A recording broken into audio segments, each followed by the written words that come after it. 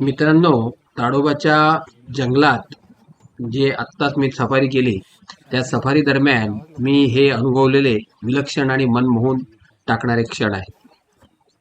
ताडोबा व्याघ्र अभयारण्यात हिना या बलाढ्य वाघिणीची आणि चार्जर या प्रसिद्ध वाघाची सब ॲडल्ट पिल्ले आता हळूहळू मोठी होत आहेत. आणि त्याचबरोबर जंगलात टिकून राहण्यासाठी अत्यंत महत्त्वाच्या अशा कौशल्याचा ते सराव करत आहेत.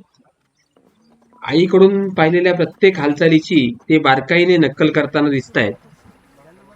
आत्ताच आपण पाहिलं, दबकत सावधपणे चालतायत आणि कधी शिकार कशी गाठायची याचा प्रयत्न करतायत, तर कधीतरी स्वतःचं क्षेत्र कसं चिन्हांकित करायचं त्याचा सुद्धा प्राथमिक सराव किंवा शिकवण ते आता घेत आहेत. या क्षणी त्यांची आई हिना बहुधा शिकारीसाठी किंवा स्वतःचं क्षेत्र तपासण्यासाठी बाहेर गेली असावी आणि तिच्या अनुपस्थितीत ही पिल्ले स्वतःच सराव करताना दिसत आहेत.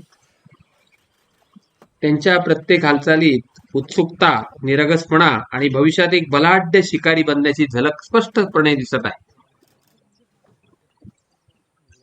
ताडोबा टायगर रिझर्व्ह मध्ये माझ्या या एप्रिलमधील सफारीत टिपलेले हे अनुभव मनात कायम कोरले जातील असेच आहेत.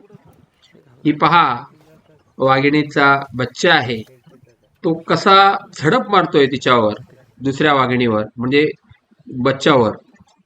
दोघं भाऊ बहीण आहेत पण शिकार करतायत.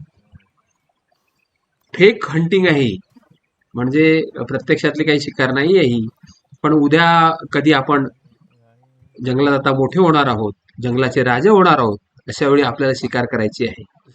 तर ते त्याचाच प्रॅक्टिस किंवा सराव करतायत आणि आता आता हे मस्ती करतायत, खोडकरपणा करतायत. हा आहे रोमांचक प्रवासाचा पहिला भाग. दुसऱ्या भागात या पिल्लांचं खोडकर आणि थोडा आक्रमक स्वभाव सुद्धा आपल्याला मी दाखवणार आहे.